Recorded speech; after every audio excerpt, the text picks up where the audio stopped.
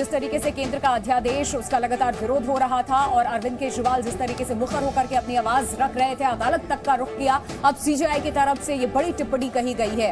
ये खबर इस वक्त सामने आ रही है केंद्र के अध्यादेश से जुड़ी हुई, जहां सीजेआई की तरफ से ये कहा गया राजनीति से उठकर मामले को सोचे। ये नसीहत दी गई। गुरुवार को संविधान पीठ भेजने पर फैसला, क्योंकि ये विकल्प दिया गया है, ये सुझाव दिया गया है केंद्र के अध्यादेश पर। यह बड़ी खबर इस वक्त सामने आ रही है। सीजेआई की तरफ से ये कहा गया संविधान पीठ भेजा जा सकता है मामला। ये जानकारी इस वक्त सामने आ रही है।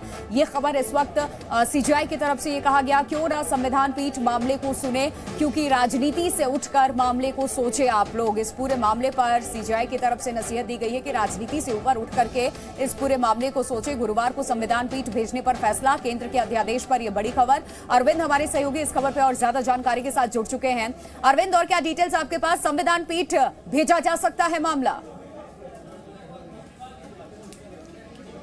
देखिए, बिल्कुल, दरअसल दिल्ली सरकार की तरफ से 2 याचिकाएं हैं, 2 अलग-अलग मसले हैं जिन पर एक साथ सुनवाई हुई है। पहला मसला ये था कि डीईआरसी के चेयरपर्सन पद पर जो जस्टिस उमेश कुमार की नियुक्ति हुई है उसको दिल्ली सरकार ने चुनौती दी थी। दिल्ली सरकार का ये कहना था कि बिना दिल्ली सरकार को विश्वास में लिए हुए एलजी ने अपनी मर्जी से एक तरफा फैसला लेते हुए डीईआरसी के चेयरपर्सन पद पर नियुक्ति की है। इस पर सुप्रीम कोर्ट ने यह कहा है कि बेहतर होगा कि एलजी और दिल्ली के सीएम दोनों एक साथ मीटिंग करें और दोनों एक साथ राजनीति से ऊपर उठकर किसी एक नाम पर सहमत हों और जिसको डीईआरसी के चेयरपर्सन पद पर जिनकी नियुक्ति हो सकती है, और उस नाम को कोर्ट के सामने रखा जाए और उसको, ताकि उसी नाम को आगे डीईआरसी के चेयरपर्सन पद पर उनकी नियुक्ति हो सके। तो हालांकि अभिषेक मनु सिंह भी दिल्ली सरकार की ओर से पेश हुए थे और उन्होंने एक टिप्पणी की कि एक चमत्कार ही होगा कि एलजी और सीएम किसी एक नाम पर सहमत होंगे, लेकिन कोर्ट ने यह कहा कि यह मसला विशुद्ध राजनीति का नहीं है। राजनीति से परे हटकर 2 उच्च संवैधानिक पदों पर बैठे लोगों को इस बारे में सोचना चाहिए कि किसी एक नाम पर वो सहमत हो डीईआरसी के चेयरपर्सन पद पर नियुक्ति के लिए। दूसरा मसला प्रीति अध्यादेश को लेकर के था। केंद्र सरकार जो अध्यादेश लाई है जिसमें दिल्ली में सरकारी अधिकारियों की ट्रांसफर पोस्टिंग का अधिकार बजाय दिल्ली सरकार के केंद्र सरकार के पास आ गया है, उसको दिल्ली सरकार ने चुनौती दी है।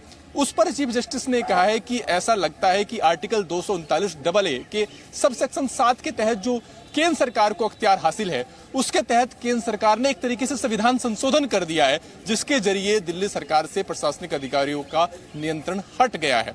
तो ऐसे में जो पहले 2 संविधान पीठ के फैसले हैं उसमें इस एस्पेक्ट को कवर नहीं किया गया है कि क्या केंद्र सरकार ऐसा कर सकती है, और ऐसे में हमें ये लगता है कि ये मामला बेहतर होगा कि संविधान पीठ को रेफर कर दिया जाए। हालांकि इस पर भी दिल्ली सरकार की ओर से वकील अभिषेक मनु सिंघवी ने कहा कि वो इसका अपोज करना चाहते हैं और बेहतर होगा कि कोर्ट गुरुवार को ये मामला रख रहे और उनकी दलीलों को सुनने के बाद कोर्ट ये तय करे कि संविधान पीठ को मामला रेफर किया जाए या नहीं किया जाए। बहरहाल गुरुवार को इस पर भी सुनवाई होगी और उस दिन कोर्ट तय करेगा कि क्या फिलहाल अध्यादेश वाले मैटर को भी संविधान पीठ को रेफर किया जाएगा या नहीं। अच्छा, कौन सा वो नाम है जिसे लेकर के लगातार आप जिक्र कर रहे थे? वापस आपका मैं रुख करूंगी, लेकिन इस बीच एक और बड़ी खबर जो सामने आ रही है वो मैं बता दूं। दिल्ली के अधिकारों पर बिल की तैयारी, ये खबर इस वक्त सामने आ रही है। मॉनसून सत्र में पेश किया जाएगा बिल, ये खबर इस वक्त सामने आ रही है। केंद्र सरकार बिल लेकर के आएगी, ये जानकारी सामने आ रही है। दिल्ली के अधिकारों पर बिल की तैयारी, अधिकार की लड़ाई इस वक्त दिल्ली में देखने को मिल रही है। किस तरीके से दिल्ली के अधिकारों को लेकर के अब ये विचार किया जा रहा है, केंद्र सरकार बिल लेकर के आएगी, ये जानकारी अरविंद इस वक्त सामने आ रही है। दिल्ली के अधिकारों की जो लड़ाई है वो अब पूरी तरीके से आप देख रहे हैं कि इसे निपटाने की तैयारी हो गई है। केंद्र सरकार मूड में है कि बिल लेकर के आया जाए, ऐसी जानकारी सामने आ रही है। बिल्कुल, और ये प्रीति बहुत स्वाभाविक भी है कि कोई भी अध्यादेश की जो समय सीमा होती है वो 6 महीने की होती है और अध्यादेश पास कराने के बाद संसद से उसको पास कराना जरूरी होता है। आज जो आर्गुमेंट रखा गया उसमें एसजी तुषार मेहता ने ये कहा कि इस अध्यादेश को जो आने वाले जो मानसून सत्र है उसमें संसद के अंदर पेश किया जाएगा और हो सकता है कि फिलहाल जो अध्यादेश का जो स्वरूप है वैसा वो पास ना हो, उसका स्वरूप कुछ बदल जाए जब पार्लियामेंट से वो पास होने के बाद में एक बिल की शक्ल ले, एक एक्ट की शक्ल ले।